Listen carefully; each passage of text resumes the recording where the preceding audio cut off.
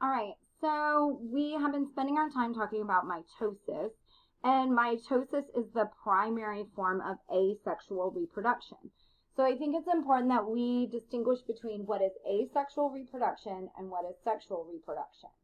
Okay, so asexual reproduction, like we said in mitosis, so asexual is one parent and their offspring are genetically identical.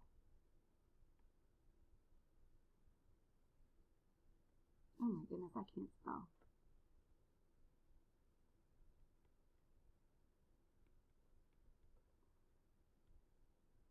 All right, genetically identical offspring.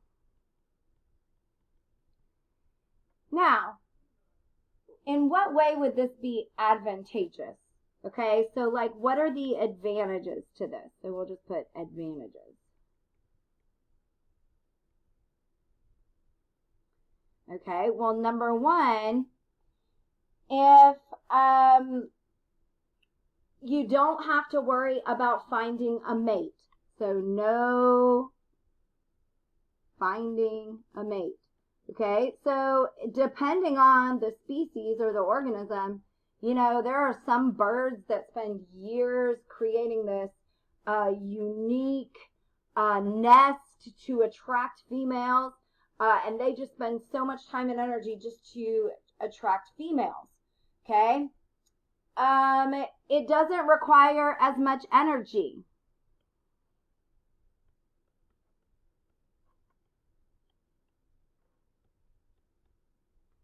So, in other words, you don't have to, all you're doing is dividing your own cells. You're not having to spend the energy necessarily to take care of the offspring or to grow the offspring in your body or to sit on an egg or anything like that. You don't have to spend all of this energy. You just can divide and divide and divide and divide.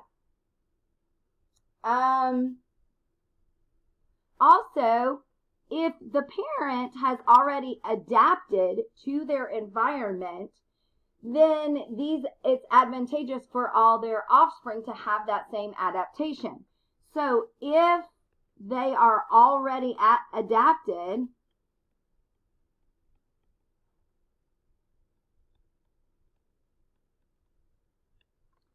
then it's beneficial for their offspring to have those adaptations.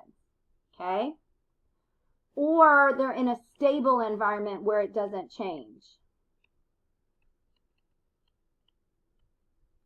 Now, here are some of the problems with that, though.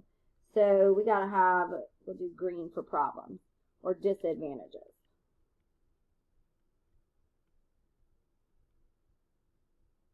Okay, number one, no genetic variation.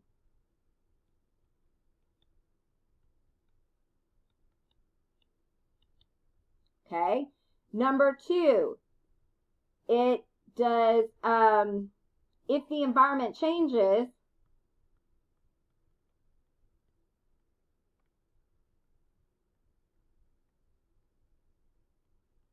then it's likely to kill off a lot. Then the population isn't adapted.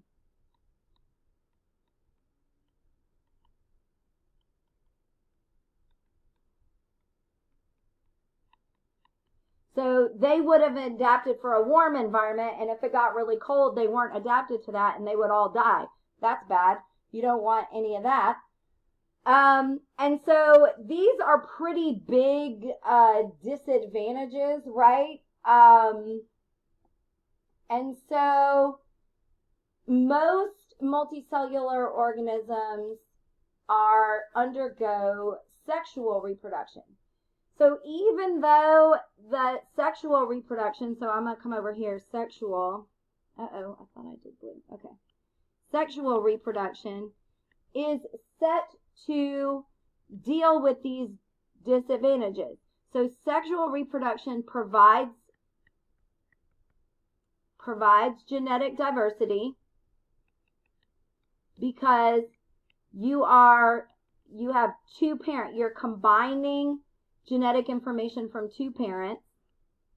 Okay, so that's going to create some diversity. It provides flexibility. For instance, if the mom was really adapted to cold weather, but the dad was not, and it got really cold, that offspring would have some genetic information that would help them adapt to the cold. Okay? And then there's some other advantages as well with fertilization and expending energy, and all of that stuff we'll actually talk about in our ecology unit. So we don't necessarily have to get into that. But there typically sexual reproduction is multicellular because for this reason, this finding a mate, the organism needs to be able to create enough energy to find someone to mate with. Okay? All right, so that is sexual and asexual reproduction. So once we talk about sexual and asexual, we need to understand that this is the asexual in mitosis, remember. Let's say we have a diploid organism, 2N, and then it is going to make two 2N organisms, right? Genetically identical. But in sexual reproduction, you have a 2N organism, but they are going to have to make 1N gametes, right? So that when they come together in fertilization, they can make 2N, okay? So remember, this 2N means diploid, or two copies of DNA, okay? And N is called haploid and is one copy, all right? So we can't take a 2N organism cell and then put it with another 2N cell. Then we're going to end up with 4N because 2 plus 2 is 4. And then we're going to have double the genetic information, and there is no way that we can possibly manage all of that genetic information.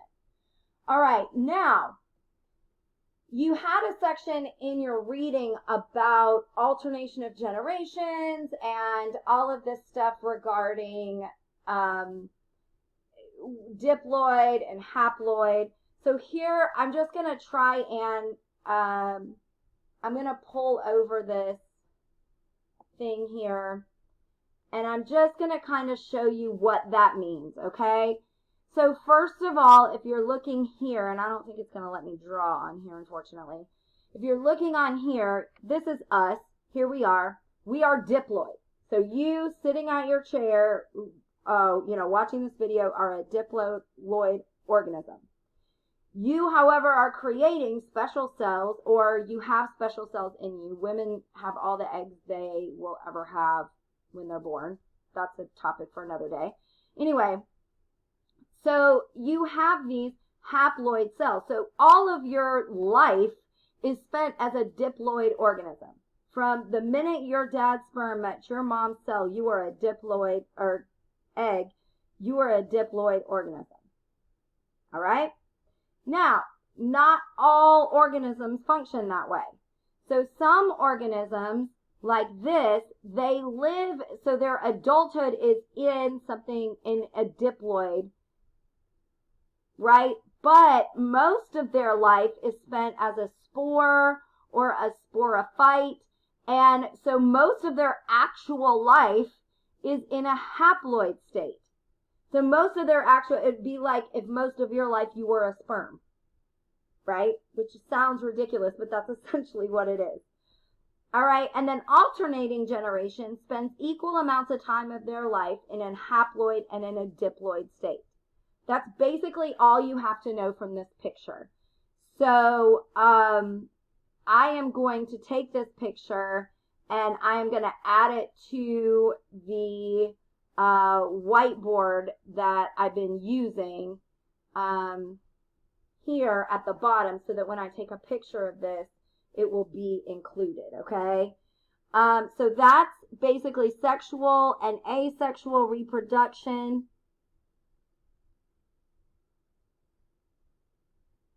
And we will move on to meiosis in the next video.